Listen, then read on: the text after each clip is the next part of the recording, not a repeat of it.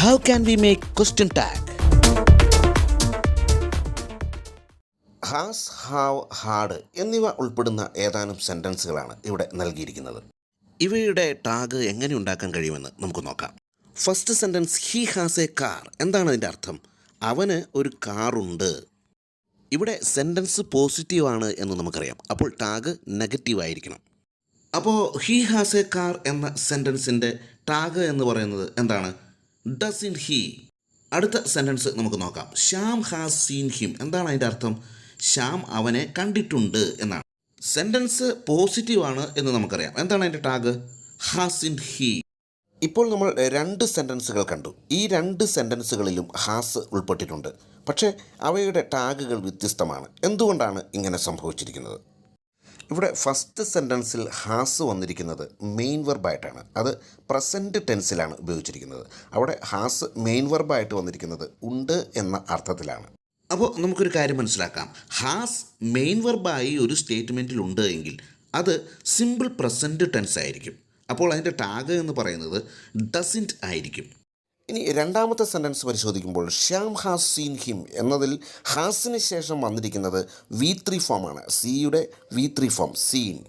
അതായത് ആ sentence present perfect ടെൻസിലാണ് എന്ന് നമുക്ക് മനസ്സിലാക്കാം. ഇവിടെ പ്രസൻറ്റ് പെർഫെക്റ്റ് ടെൻസിൻ്റെ ഓക്സിലറി വെർബായിട്ടാണ് ഹാസ് ഉപയോഗിച്ചിരിക്കുന്നത്. അപ്പോൾ ഹാസ് ഒരു സ്റ്റേറ്റ്മെൻറ്റിൽ മെയിൻ വെർബായിട്ടാണ് ഉപയോഗിക്കുന്നതെങ്കിൽ അതിൻ്റെ ടാഗ് ഡസിൻ്റ് ആയിരിക്കും. അതുപോലെ ഓക്സിലറി വെർബായിട്ടാണ് ഉപയോഗിക്കുന്നതെങ്കിൽ അതിൻ്റെ ടാഗ് ഹാസിൻ്റ് ആയിരിക്കും. ഇവിടെ ഹി എന്ന സിംഗുലർ സബ്ജക്റ്റിനോടൊപ്പമാണ് ഹാസ് എന്ന മെയിൻ വെർബ് വന്നിരിക്കുന്നത്. അതുപോലെ ശ്യാം എന്ന സിംഗുലർ സബ്ജക്റ്റിനോടൊപ്പമാണ് ഹാസ് എന്ന ഓക്സിലറി വെർബ് വന്നിരിക്കുന്നത്. ദേ ഹാവിൻ്റെ ബുക്ക്. എന്താണ് അതിൻ്റെ അർത്ഥം? അവർക്ക് ഒരു പുസ്തകമില്ല. ഇവിടെ ദേ എന്ന പ്ലൂറൽ സബ്ജക്റ്റിനോടൊപ്പം ഹാവിൻറ്റ് എന്ന മെയിൻ വെർബായിട്ടാണ് ഉപയോഗിച്ചിരിക്കുന്നത്. അതായത് ഇല്ല എന്ന അർത്ഥത്തിൽ. ഇവിടെ ഹാവിന് ശേഷം വന്നിരിക്കുന്നത് ബുക്ക് എന്ന നൗണാണ്. ഇത് സിമ്പിൾ പ്രസൻറ്റ് ടെൻസിലുള്ള പ്ലൂറൽ സബ്ജക്റ്റിലുള്ള ഒരു സെൻറ്റൻസ് ആണ്. അപ്പോൾ ഇതിൻ്റെ ഓക്സിലറി വെർബ് എന്ന് പറയുന്നത് ഡു ആണ്. അപ്പോൾ ഈ സെൻറ്റൻസ് നെഗറ്റീവ് ആയതുകൊണ്ട് തന്നെ ഇതിൻ്റെ ടാഗ് എന്താണ്? Do they. അടുത്ത sentence, you haven't seen Shyam today.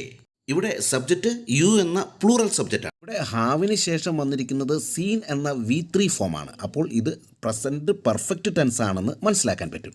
അപ്പോൾ ഇതിൻ്റെ ടാഗ് ഹാവ് യു. അടുത്തത്, he had A good time. ഇവിടെ ഹാഡ് ഉപയോഗിച്ചിരിക്കുന്നത് മെയിൻ വെർബായിട്ടാണ് എന്ന് നമുക്കറിയാം. അപ്പോൾ ഇതിൻ്റെ അർത്ഥം അവന് ഒരു നല്ല സമയമുണ്ടായിരുന്നു.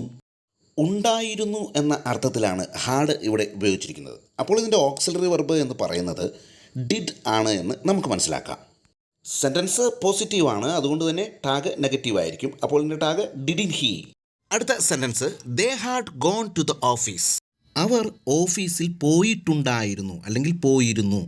ഇവിടെ ഹാഡിന് ശേഷം വന്നിരിക്കുന്നത് ഗോൺ എന്ന V3 ഫോമാണ്. അപ്പോൾ ഇത് ഏത് ടെൻസാണ്? Past perfect tense. അപ്പോൾ ടാഗിൽ വരേണ്ടത് ഹാഡ് അല്ലെങ്കിൽ ഹാഡിൻറ്റ്. അപ്പോൾ പോസിറ്റീവായ ഈ സെൻറ്റൻസിൻ്റെ ടാഗ് എന്താണ്? ഹാഡിൻറ്റ് ദേ. അപ്പോൾ ഇവിടെ ഒരു കാര്യം പറയാൻ ആഗ്രഹിക്കുകയാണ്. വീഡിയോ ഇഷ്ടമാകുന്നുണ്ടെങ്കിൽ ചാനൽ സബ്സ്ക്രൈബ് ചെയ്യാനും സപ്പോർട്ട് ചെയ്യാനും ഷെയർ ചെയ്യാനും മറക്കരുത്. അതായത് നമ്മളിവിടെ പഠിച്ചത് ഹാസ്, ഹാവ്, ഹാഡ് എന്നിവ ഒരു സെൻറ്റൻസിലുണ്ട് എങ്കിൽ, അതായത് അവ മെയിൻ വെർബായിട്ടാണ് വരുന്നത് എങ്കിൽ എന്താണ് സംഭവിക്കുക? അതായത് ഉണ്ട്, ഉണ്ടായിരുന്നു എന്ന അർത്ഥത്തിൽ ഉപയോഗിക്കുമ്പോൾ അതിൻ്റെ ടാഗായി വരുന്നത് എന്താണ്?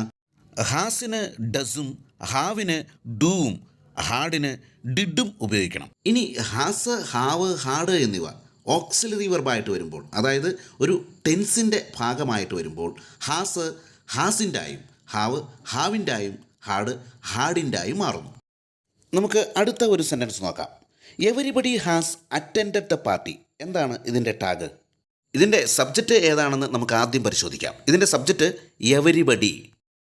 അപ്പോൾ ടാഗിലെ സബ്ജക്റ്റ് എന്തായിരിക്കണം? സ്വാഭാവികമായിട്ടും ദേ ആയിരിക്കണം.